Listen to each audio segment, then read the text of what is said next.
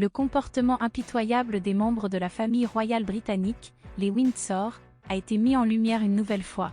Malgré les efforts qu'ils ont déployés pour assurer la présence de Harry au sacre, ils l'ont finalement humilié devant les caméras du monde entier.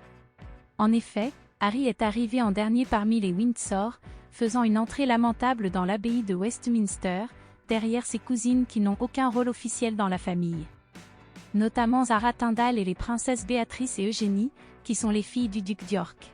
Cette attitude de la famille royale a été perçue comme étant cruelle et déshonorante pour Harry, qui a été ainsi rabaissé publiquement. Il est à noter que Harry a été traité comme la dernière roue du carrosse, selon l'expression populaire.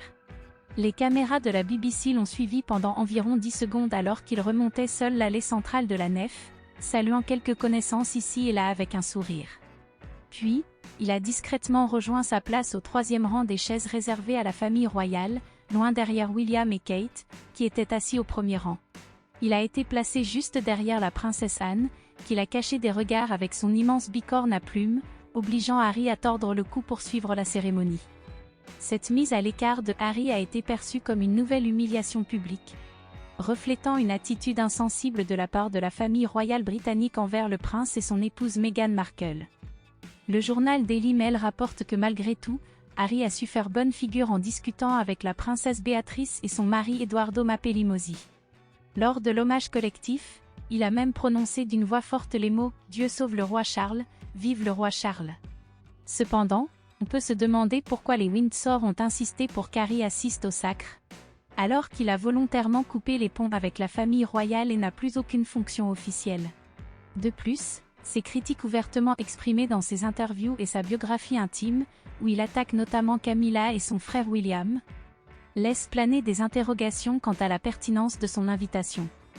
Ne valait-il pas mieux qu'Harry reste en Californie plutôt que d'être humilié devant des milliards de téléspectateurs? Il est difficile de connaître les véritables motivations des différents membres de la famille royale dans cette affaire. Cependant, il est vrai que l'absence de Harry aurait été mal vue, compte tenu de son statut de prince et de son lien familial avec le nouveau roi. En fin de compte, sa présence a été assurée, mais il est regrettable que sa position dans la cérémonie ait pu sembler peu valorisante. Les circonstances précises de cette mise en scène restent inconnues, mais il est possible que cela ait été le résultat de négociations ou de compromis entre les différentes parties impliquées. Il est vrai que les choix des membres de la famille royale britannique sont étroitement scrutés et commentés dans le monde entier.